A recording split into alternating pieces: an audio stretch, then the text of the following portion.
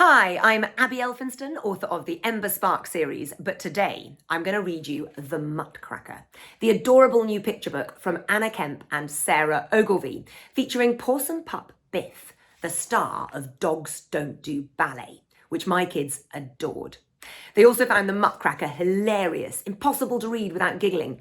We fell head over heels in love with Biff all over again. So I hope you enjoy it too. The Muttcracker. My dog is not like other dogs. I mean, look at him. Does he look like the sort of dog who'll fetch the newspaper or chase his tail? No. My dog never chases his tail. My dog does pliés and pirouettes, and if you tell him to roll over, he won't look at you for a week. That's because my dog is not just any dog. My dog is a ballerina. Every Saturday, we put on our tutus and leg warmers ready for ballet school. And every time, Biff is first out the door.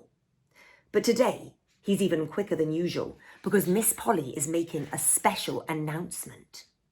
Right, class, says Miss Polly, this year, our Christmas show will be the Nutcracker. Biff's tail starts to wag, and I know what he's thinking. He wants the fluffiest tutu. He wants the twinkliest tiara. He wants to be the Sugar Plum Fairy. But when Miss Polly pins the class list on the board, my poor dog's tail stops wagging and his ears droop down at the ends. What's wrong with you two, says Dad, on our way home from class. We go and put on our costumes.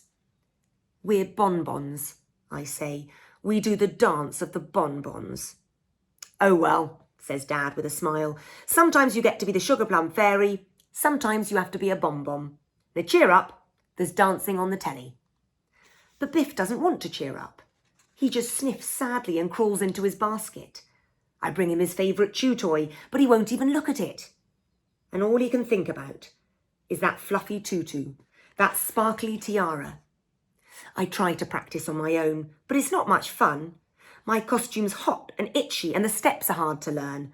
But most of all, I miss my dog.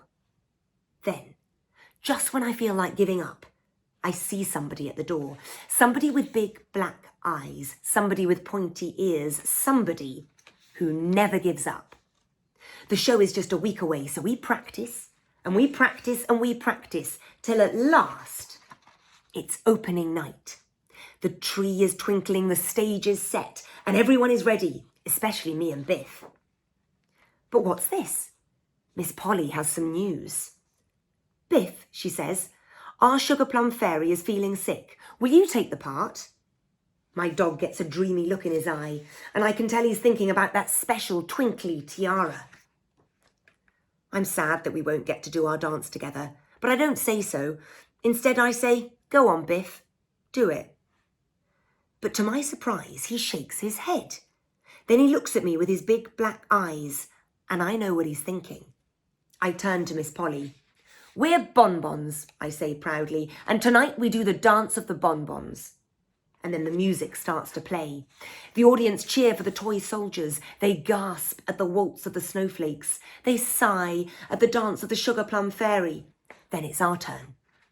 And we dance like no bonbons have ever danced before. We do the sherbet shuffle, the lollipop bop, the jelly bean jive. Nothing can stop us dancing.